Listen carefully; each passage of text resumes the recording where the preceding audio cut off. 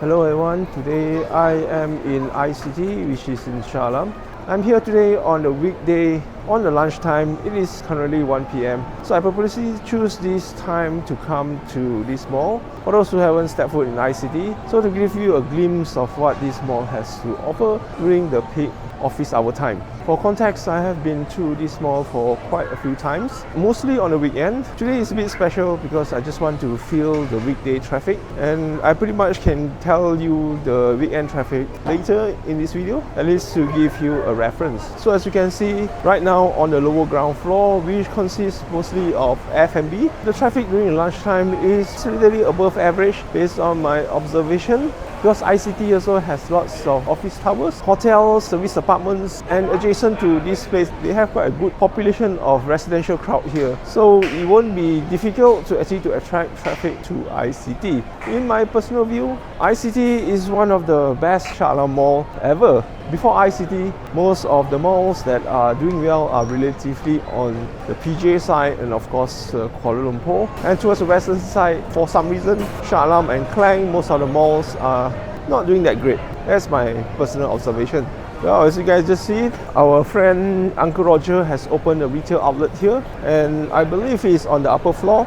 As you can see on the lower ground, they have promoters trying to pitch visitors at least to go up and check out his new restaurant. The walking flow of ICT is quite simple. It's just a big circle and it's not very difficult to find your way around this mall. And overall, the F&B retail outlets that are operating currently, they have quite a decent varieties. And before I go further, I'd like to stress that this video that I'm recording, not just for ICT Mall and for the rest of my previous video, obviously the future videos which I'm going to make, are mainly for your entertainment purposes. It's not meant to be any educational or any documentary. This is not my video. If you want to watch videos about documentary about malls, this will be the wrong video or even the wrong channel. I'm not expert in mall as per se. I'm just going through malls and giving you my personal opinion and thoughts about it. That's about it. If I make mistake in this video, I do apologize in advance, as that is not my intention. Again, it's purely for entertainment value. So far as for lower ground, we have almost 95% occupancy rate, as most of the shops are pretty much fully occupied. I saw 2 or 3 retail outlets that are completely vacant. That's about it. So in a sense, you have almost full capacity on the lower ground floor, and the traffic is relatively above average for the weekday traffic. So if you enjoyed this video, I hope that you can sincerely consider subscribing to my channel, and preferably also smash the like button so that YouTube algorithm will more or less push this video up so that more Malaysians or overseas viewers can also enjoy this video. And of course, you know of any friends who you think may enjoy this video, share to them as well. Now we are proceeding to the ground floor. As you can see, the foot traffic has dropped considerably, and there are some retail space which are vacant. But overall, as you can see, most of the retail space are occupied thus far. But we shall see as we walk further down this level so that you can have a better picture. So as per recording of this video, it is almost Chinese New Year, and I may take some time to edit and upload this video. Some of the audience has asked me how long do I take to record a mall like this. Well, for ICT, obviously it is a much bigger mall. On average, I will spend about 1 to 1.5 hours just to take the entire full walk around. So when it comes to editing, on average, it will take me about 3 days just to finish the entire video. It is quite a long process, but usually I will take a break in between, like every 2 hours, then I'll do my other things. More or less like a stop and go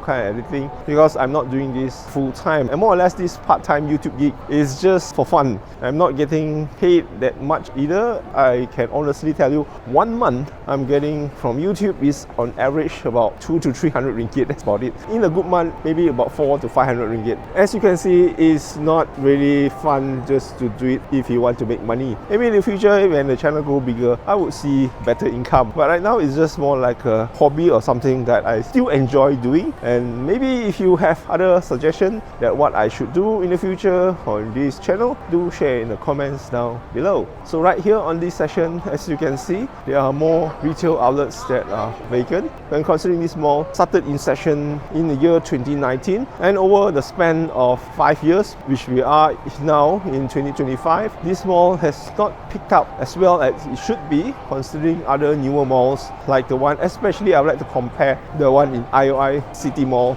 in Putrajaya. That mall is doing exceptionally well considering the age of the mall and how it managed to attract so many retailers to participate in that mall and its location. In my personal opinion, ICT location is also quite strategic. In fact, it's just next to the highway, so it has lots of visibility. And not to mention, next to ICT, they have an amusement park, which also has a Ferris wheel, water park, and if you're into motorsports, they have a go-kart also next to it, which also bring a lot of crowds. And surrounding by so many residential condominiums and service apartments above and beside, I foresee this mall has a very bright future, but maybe it's struggling is due to the current economic times and the changing habit of consumer, which happens to shop online for most of their things lately due to the price saving that they are getting, including myself, because we do save a lot of money from all those vouchers we can get from Lazada, Shopee, or any shopping apps that are currently emerging. So there are a lot of cost saving to consumers. Now on the ground floor, after we finish the entire walk around, there are more retail spaces which are completely vacant. Just based on my observation, we are looking around 80 to 85% occupancy rate on the ground floor. On the first floor, the foot traffic has dropped even slightly more, but overall it's still decent, but it's not too bad considering this is a weekday. And for those who have patroned this mall on the weekend, obviously you know the traffic is much higher for those who haven't dropped by here before. So for context, today will be my 6th or 7th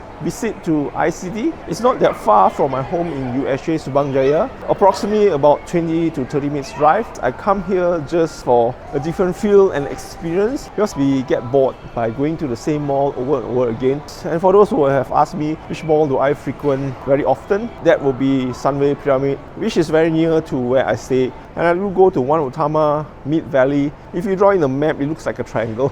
So that is the 3 malls that I normally frequent. But like every human being, sometimes you want to diversify and just take a look at something different. Although most of the malls, there are a lot of repeating retailers, but the atmosphere and the design sometimes will give you a different experience and feel. That is my personal opinion. So ICT Mall does have a very strong anchor retailer, which is Sogo. As you can see, they take up pretty much 1/10 of the retail space in ICT. As per the 3 malls that I frequently go to, the anchor malls are either Parkson or Jasco. Surprisingly, even in the year 2025, which is the recording of this video, ICT Mall's growth, although it is steadily improving, it is quite slow compared to what we used to see all the big malls, retail outlets taking out space couple of weeks or months rather than taking 4 or 5 years to get full occupancy. Gone were the days that we see those things happening. Nowadays, even big malls like the Pavilion in Bukit Jalil or Damansara, although these are brand big names, but they're also struggling to fill up the retail spaces. If you want to watch that video for Pavilion in Bukit Jalil and Damansara, I'm going to share in the link above so you guys can check that out. And I'd like to ask a question for those who are staying near to ICT. What is your experience like and why do you patron this mall? And if you don't, tell me in the comments down below. So overall, as we walk through this entire first floor, I'm noticing the retail participation is equivalent to the ground floor. It's about 80 to 85% participation, so it's not too bad. So this Uncle Roger Fuyo retail F&B is on the first floor. If you want to enjoy the infamous egg fried rice, do check them out. I'm not promoting him, but since he's a very big YouTuber, I might as well give him a shout out. Hopefully he sees this channel and promote me as well. I'm just saying. So if Uncle Roger, if you see this video, which I don't think you will, so I'd like to admit that I haven't tried your egg fried rice yet. Sometimes I keep forgetting that you open a restaurant here in Malaysia. I'm sorry about that. Now we are on level 2. It seems like the foot traffic is almost equivalent to what is on the level 1. As comparison to the last time that I dropped by here, I believe around August, if not mistaken, during the weekend, I can see there are slight improvement in terms of the retail occupancy, and I sincerely hope that they continue to grow and improve so that this ICT Mall can be a great hangout spot for the future generation. As we know now, most of the future generations are not as enthusiastic as they used to. Even though I'm of the older generations, my spending habits has also changed quite significantly due to many factors which I have explained earlier in the video, but most importantly also it's convenience sake. We have more options online, let's be frank about it. But there are certain things I don't buy online is because I cannot touch and feel. Things like bed, pillows, for example, clothes. I don't like to buy clothes online because I cannot feel the texture. So those are one of the few examples that I do not purchase online.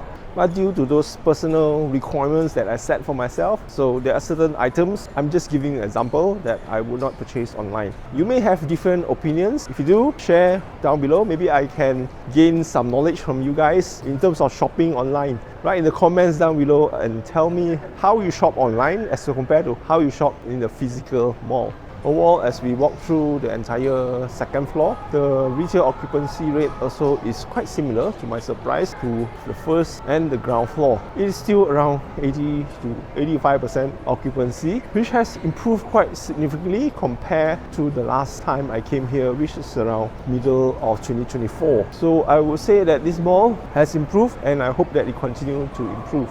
And for a mall like this, obviously this is a modern mall. All the retail spaces are managed by a central management. So for those audience that are new to my channel, if you're not sure difference between some of the older malls and comparison to the new malls like what you are seeing in this video, well, most of the older malls are stratified, meaning that these individual retail outlets, they are owned by different individual ownership. So their rental and leasing pretty much are handled by the individual owners themselves, rather than like this mall in ICT, which is handled by a central management. Some of you guys also have asked me a question: how do those dying old malls survive after so long? Even with there are so many closures of retail spaces, how the management can keep all the operation in terms of electricity, water going, and the maintenance? Well, because of one issue, stratified retail outlets, the each individual owners have to pay maintenance fee like most condos or service apartments to maintain the building. As long as the management can collect this money,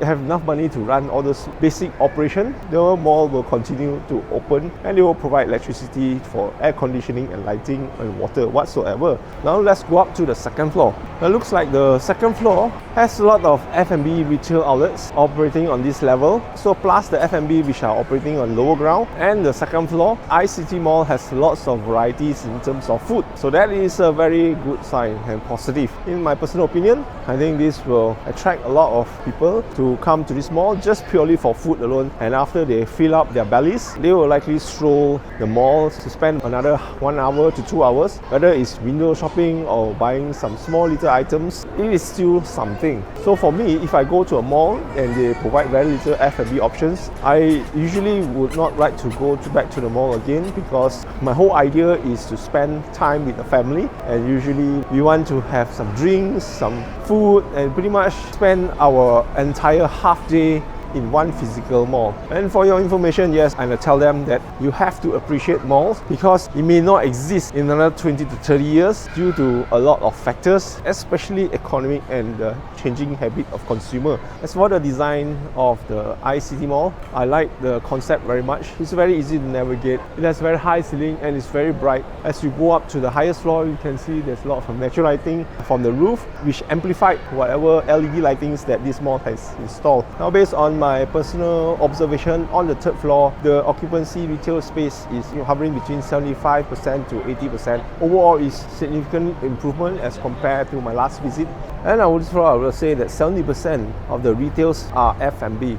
Now, based on what we are seeing on the fourth floor, we have this Mr. DIY, and we have a gym, kids playing area, and further up they have some IT shops, and they have a TGV cinema here. On the fourth floor there are less retail outlets because the floor area is much smaller, but in considering the retail spaces are almost 90% occupancy, as you can see, there are only a few spaces that are currently available for rental. As for the car park in ICT, I think based on what I read online, they have about 3,000 car park spaces, and the car park area is very brightly lit, and the spaces in between each car park is quite wide, even if you're driving a large SUV.